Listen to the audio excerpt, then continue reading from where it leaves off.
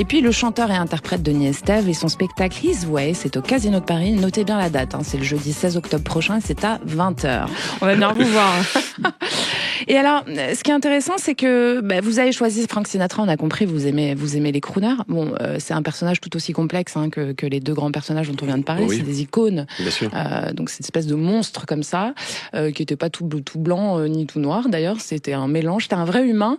Est-ce que c'est ça qui vous a touché chez lui aussi, cette espèce de dualité assumée finalement, comme vous dites, authentique en fait, du personnage?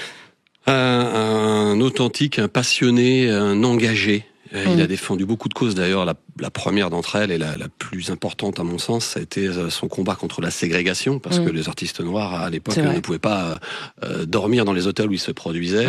Et dès l'instant où il a atteint la notoriété, à Vegas notamment, partout on n'acceptait pas les chanteurs et les musiciens noirs, ils ne chantaient pas. Il y a une histoire comme ça avec Marilyn Monroe aussi et Ella Fitzgerald, je crois. C'est la même époque. Absolument.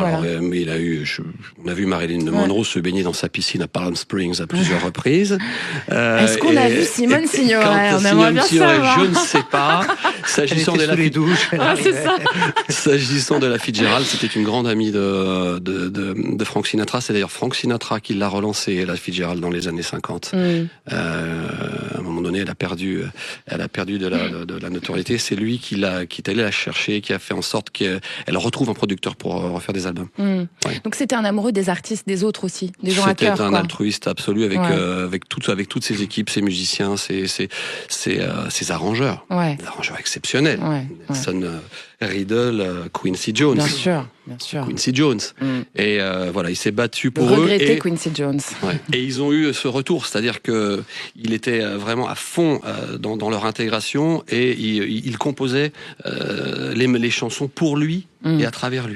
Il faisait en sorte que dans les arrangements, parce qu'il n'a rien écrit, Frank Sinatra, il reprenait des titres déjà existants, mais il a eu... il a mis sa patte dessus, clairement, quoi. Oui, oui, et parce qu'il s'est entouré d'exceptions. D'ailleurs, on se demande si c'est pas lui qui les a inventés, les chansons.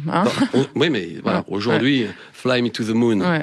On pense à Frank Sinatra, mais non, c'est un titre de 54. C'est un classique, bien sûr. Donc voilà, c'est cette magie-là. Et effectivement, vous avez raison, quelqu'un de très humain.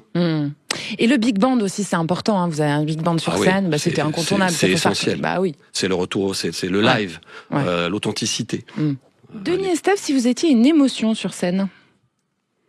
L'amour. Ouais, c'est ça que vous donnez. Ouais. C'est ça que vous recevez. C'est ça que je veux transmettre. L'amour du message, l'amour des autres. Bon, voilà. Judith Belair. C'était excellent, merci Nicolas.